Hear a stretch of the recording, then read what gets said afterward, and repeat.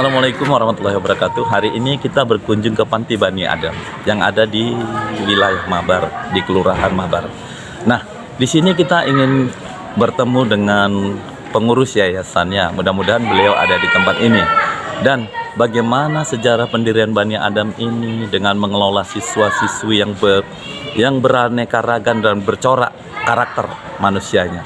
Dan katanya siswa-siswa di sini digratiskan tanpa dipungut biaya untuk belajar di sini dari tingkat SD, SMP, SMA. Nah, kan kita ingin tahu, masyarakat layak ingin tahu bagaimana menyekolahkan anaknya di sini. Yang belum tahu kan jadi gratis. Sekarang biaya sekolah tinggi. Mudah-mudahan dengan kita ambil channel YouTube-nya untuk Bani Adam ini, masyarakat akan luas akan tahu dan akan menyekolahkan anaknya, dan kita harapkan tidak akan ada lagi masyarakat yang putus sekolah dengan bantuan dari pihak Bani Adam ini. Yuk kita kunjungi ibu yayasan.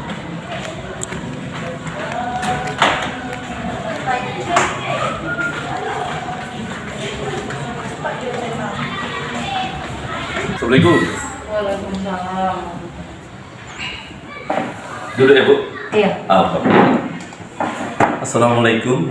Kali ini kita ketemu dengan pengurus yayasan Bani Adam dengan Bu Ana.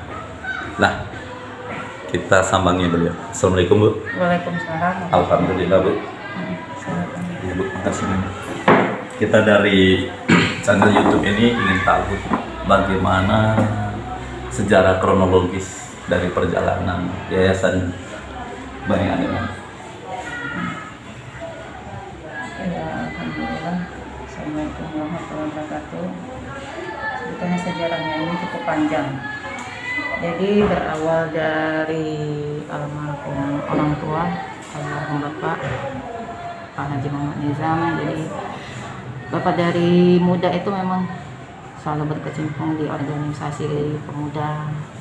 Jadi awalnya itu di tahun 60-an atau 70-an itu Bapak dengan teman-teman Bapak itu melihat awalnya itu ya, dari masyarakat Kota Medan yang ada tinggalnya itu di bawah kolong jembatan, dan itu juga masyarakat yang tinggal di situ ya sangat prihatin, sangat memprihatinkan kehidupannya. Dan ternyata banyak dari daerah Jawa sana, banyak ya kok dibilang ya saudara lah, seperti saudara, karena kalau kita ya multi etnis ya, Indonesia ini kan kebetulan satu suku gitu dengan Bapak, yang kebetulan Bapak bersuku Banten. Jadi melihat saudara yang banyak susah seperti itu, timbul rasa untuk membantu gimana supaya menaikkan derajat kehidupan dari keluarga. Jadi di tahun 70-an atau 60-an, saya juga nggak gitu paham ya kan. Awalnya itu Yayasan Riung Pulung, yang artinya itu mengangkat, kata Bapak ya kan, mengangkat riung, ayo kita angkat derajat mereka, ayo kita pungut gitu kan, kita naikkan lah gitu supaya mereka ini kehidupannya jauh lebih bagus gitu ya kan. Jadi awal mulanya di situ. Jadi terus di tahun 90-an gitu Bapak mendirikan suatu pengajian, ada pengajian kita dari tahun 70-an juga, itu ada pengajian umum. Mungkin Mang Lili juga tahu ya kan, sebagai warga Mabar, masyarakat Mabar itu di mana ngajinya dulu, mereka pasti tahu. Oh ya, kami dulu ngaji di situ dengan Pak Nizam.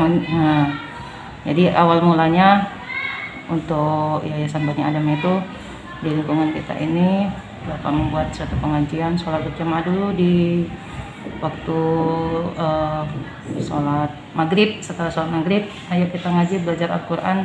Bahkan di zaman itu penerangan juga masih minim, pakai teplok segala macam, dan Bapak juga tidak ada meminta dana atau apa gitu dari masyarakat sekitar, karena memang niatnya lillahi ta'ala untuk memperbaiki agama. Jadi kalau agama kita sudah bagus, insya Allah kan moral kita juga bagus. Jadi kita kan di agamanya dulu, sholat dulu diperbaiki, mengajinya Al-Quran gitu. Setelah itu Bapak mendirikan pesantren. Jadi orang Mabar tahu dulu pesantren. Nah, sampai sekarang bahkan orang menganggap Bani Adam itu pesantren katanya, karena awal mulanya itu di sini kita itu pengajian kita gitu pesantren. Tapi santri kita juga banyak dari kalangan yang nggak mampu. Kalau kita zaman dulu itu kan minim banget untuk meminta bantuan gitu, kita agak susah. Apalagi katanya pesantren, pasti kan orang beranggapan ada tuh dananya gitu ya kan, dari santrinya pasti ada kutipannya. Jadi ada yang menyarankan Bapak supaya udah jadikan aja panti asuhan. Kalau panti asuhan kita kan bisa minta bantuan ke masyarakat untuk makan mereka, bisa kita ini kan gitu. Jadi awal mulanya dari situ, dan alhamdulillah sekarang menjadi Bani Adam. Kenapa dibuat namanya Bani Adam? Karena kita kan keturunan Nabi Adam. Manusia pertama yang diciptakan Allah Subhanahu wa taala itu Nabi Adam. Nah, jadi Bani Adam, anak keturunan Adam. Kita semua adalah anak Adam. Nah, jadi seperti itu. Jadi anak-anak kita yang ada di panti asuhan Bani Adam ini dari masyarakat sekitar Medan juga ada, dari luar Medan juga ada, dari Kota Cani dulu juga ada, dulunya juga dari Nias ada, tapi sekarang sudah enggak kan. Tapsel, nah dari Tapsel juga ada. Jadi ya kita ini di sini ya prioritas kita memperbaiki agama. Jadi masyarakat kita yang dari daerah ini kan minoritas kehidupannya, jadi mereka Islam tapi mereka nggak tahu gimana itu sholat, apa itu Islam. Mereka harus membaca Al-Quran itu seperti apa, diawali dengan apa. Iqra aja mereka tidak bisa membaca gitu kan. Alhamdulillah itu pelan-pelan kita perbaiki agama mereka. Insya Allah kalau agama sudah mereka pahami, mereka sudah tahu apa sih Islam itu. Jadi kita kan dengan pendidikan agamanya bagus, insya Allah pendidikan umum, pendidikan dunia juga bisa mereka dapatkan. Jadi seperti itu. Jadi beriring berjalannya waktu, sekarang Bani Adam ini kan sudah besar.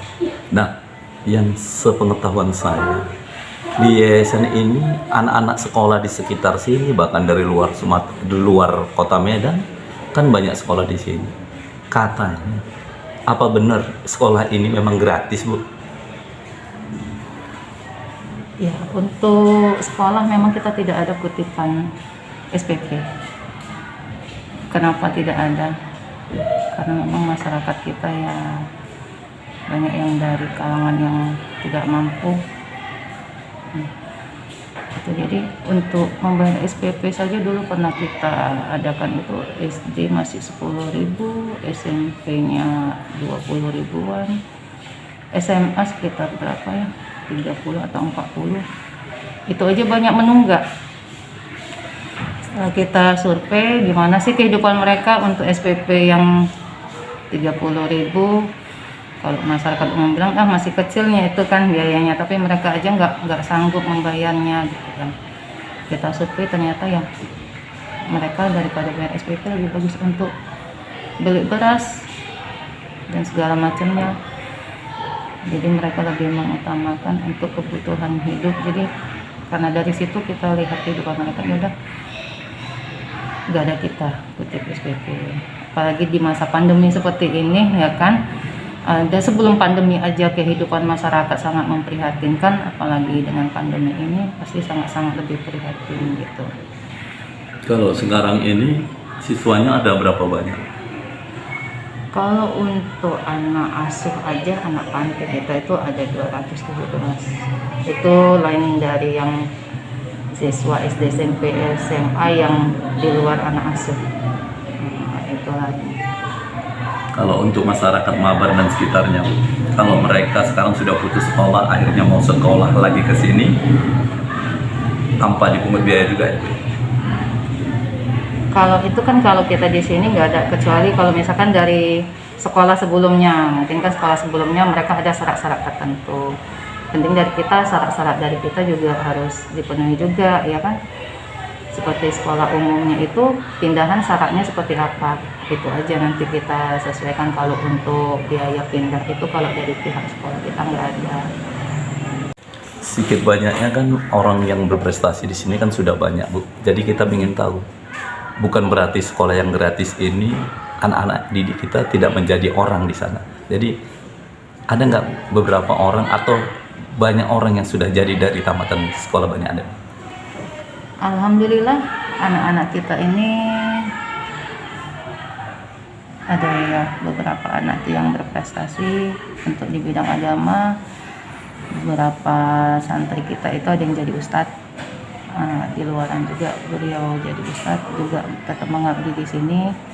Bahkan kepala sekolah SMA kita yang sekarang itu juga hasil didikan dari anak kita juga. Ada yang menjadi TNI Angkatan Darat, beberapa yang perempuan ada yang jadi bidan. Alhamdulillah mereka kembali ke kampungnya sangat bermanfaat, karena di daerah mereka juga sangat minim bidan. Ada juga yang jadi perawat. Ya alhamdulillah.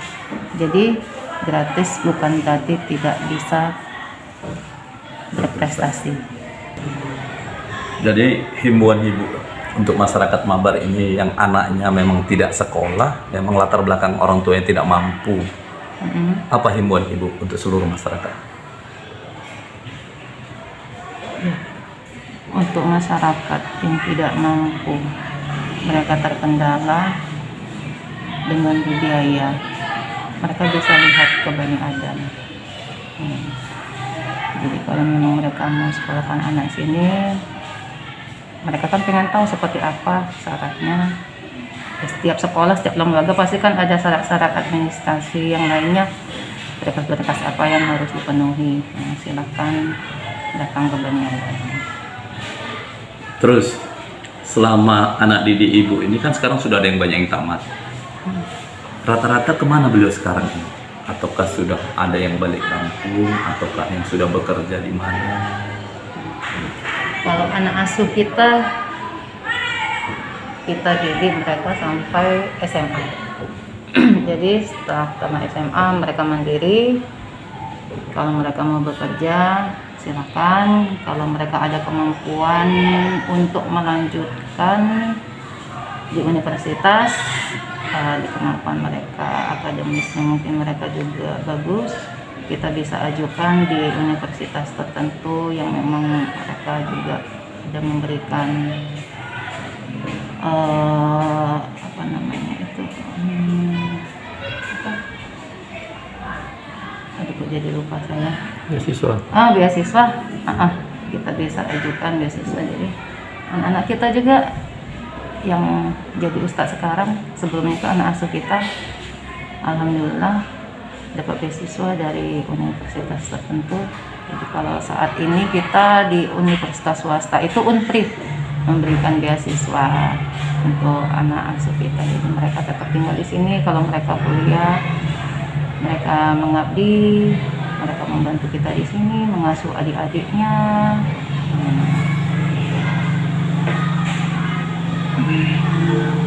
Jadi demikianlah statement dan pertemuan hari ini yang disampaikan oleh ketua yayasan kita. Sekolah itu bukan berarti harus di tempat yang mahal. Kalau yang gratis juga pun bukan tentu tidak berhasil, tapi sudah bukti nyata bahwasanya Bani Adam telah mencetak ustadz, bahkan ada yang kuliah. Jadi Anda jangan pernah ragu, keluarga Anda dengan sekolah yang ada di sekitar kita Bani Adam ini membantu kita. Bila Anda tidak mampu, keluarganya apa masalahnya, Bani Adam bisa membantu dalam hal ini untuk dunia pendidikan.